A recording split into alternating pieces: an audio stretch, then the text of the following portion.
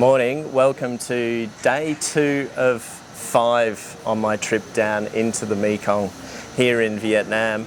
I made it to Sa Đéc, but it was a little bit late. It was like 5 or 5:30 in the afternoon. It was starting to get a little bit dark.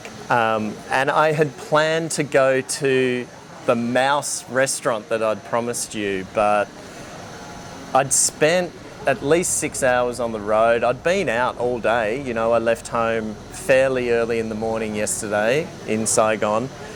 And so it meant that I was pretty much on the road or out and about for at least all of the day, 8 hours or so. So all I wanted to do was go and find somewhere like a one yao, like a sort of a local eatery, and just have a couple of beers and chill out and relax, which is what I did. But having said that, there was a bunch of young guys there who were having a birthday party, so they roped me into having a couple of beers, probably a couple of beers that I weren't planning on having, and a great dinner as well. It was a local fish, a barbecue fish. So I'll make sure I put the address and the name of the place and the address in the description below. I'm staying here at a place called Sao Khue, and it's a budget hotel. It's 300,000 dong per night. I booked it on Agoda. No fuss, really easy. It's less than $15 for the night. It's clean, it's spacious. I would have taken a video of it, but I got rained on yesterday and some of my stuff got wet, so I've got crap everywhere in the room and it wouldn't have looked good at all. But it's just a basic room. It's got Wi-Fi, I'm not sure if it's got air conditioning. I don't use air conditioning. It's got a great fan in it, the shower. It's clean, and it's probably worth thinking about. It's right on the highway just here as you enter Sa Đéc. A little bit noisy, but not too bad. But the awesome thing is that it's got this great cafe facing the river, as you can see, and all the boats plying the river are going back and forth from early in the morning all the way into the evening, and they range in size from, you know, little fishing boats, little boats with they're like a long tail boat that barely fit 2 people in them, to massive ones, which is ones coming past now. Some of them can even take containers from trucks on them, and a lot of the time they're ferrying sand or rice or whatever other produce that's needed, fruit and veg. Sometimes you see them come past with massive piles of bananas on them. I'll try and catch one of those for you. So this is a really good little place to stay. I'd probably recommend it. And you know, if you're tight on budget, it's a good place to come. The breakfast is pretty good as well. And speaking of that, while I was having breakfast, I was looking through, I was just sort of tallying up how much yesterday cost me, which was the first day of the trip. And it came to, without lunch today, obviously haven't had lunch yet. I don't really know, that may make things a little bit more expensive because I'm having a local specialty in the Chut Wei Lu, hopefully for you, just for you. It's not something I'd go out and eat usually. But as it stands at the moment, I've spent 742,000 dong, which is around about $30 US. So that's pretty good.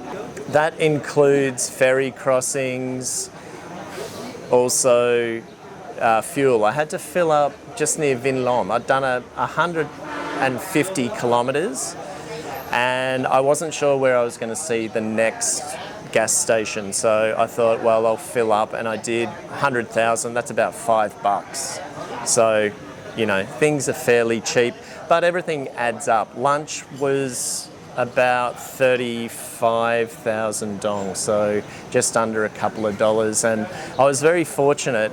In Mito, that storm came over, and I was lucky enough to find a mum and pop shop down an alleyway somewhere that backed onto their house. And when it stormed up, they invited me in. So that was really nice of them, and I sat that out for about an hour. And then when I crossed over into Ben Tre province, the terrain changed. So that's one of the things I've noticed about this particular trip, or this leg, is that the terrain isn't the same the whole way. There's something to keep you interested. There's ferry crossings, of which I did 3 yesterday.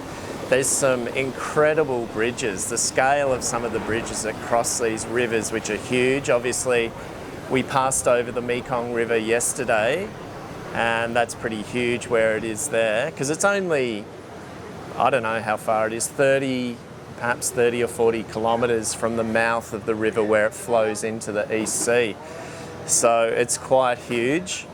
And the roads are in good condition as well. There was a small stretch, can't really remember where it was. I think it was after I got off the ferry around Vĩnh Long somewhere. There was a stretch that was a little bit bumpy, and there were a few potholes and stuff. Nothing my bike couldn't handle. It was quite easy. But if you're on a smaller bike, which many travellers will choose to use, it might be a bit bumpy there, but it's actually quite easy to negotiate, and you get through it fairly quickly. So, but by and large, the roads have been excellent. The trip yesterday was very easy.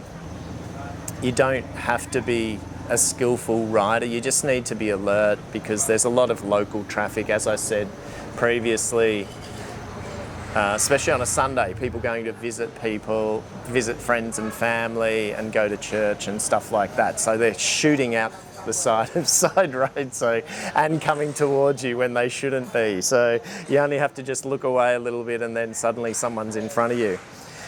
So yeah, the plan today is to go and eat the field mice, see if I can find a place that's cooking it. It's a Monday, so I'm not sure if it's open, but hopefully it will be. I'm pretty certain it will be. Have some lunch, have a little bit more of a look around SADEC, maybe capture a little bit more video for you to see, and then hit the road. Now, I'm taking a little bit of a risk in leaving after lunch because it's rainy season. I'm filming this at the end of August, and at the moment it's beautiful, but in the Mekong, the weather can come in very quickly. I was watching it this morning. At one point it was kind of blue skies, and then suddenly clouds came in and they blew away. But in the afternoon, things tend to cloud up and the storms roll in. So I'm taking a little bit of a risk in going later in the afternoon. Ideally, you should travel in the morning, but I want to have a bit more of a look around SADEC. The leg today from SADEC to Triton, where I'm staying tonight, it's only about half the distance of what I did yesterday, so it should be easy enough to knock off. It's about 100 kilometres, and according to Google Maps, it should only take me about 2.5 hours. So I'll probably tack on another hour or so, because I'd like to stop and do a little bit of filming as well along the way. And it's new territory for me, so I haven't been there before, and I don't really know the way. But I'm looking forward to that. That'll be good. I think there's a couple of river crossings as well, so I've got to make sure that I time that. And that's one thing you need to remember when you're on these motorbike trips down in the Delta, is that the ferries only operate during daylight hours, which is understandable. The rivers are huge and there's a lot of debris floating around and stuff like that. So you've got to make sure you get to your last ferry before sundown, otherwise you're stuck. So, you know, that's constantly in the back of my mind. All right, well, that's about it for now.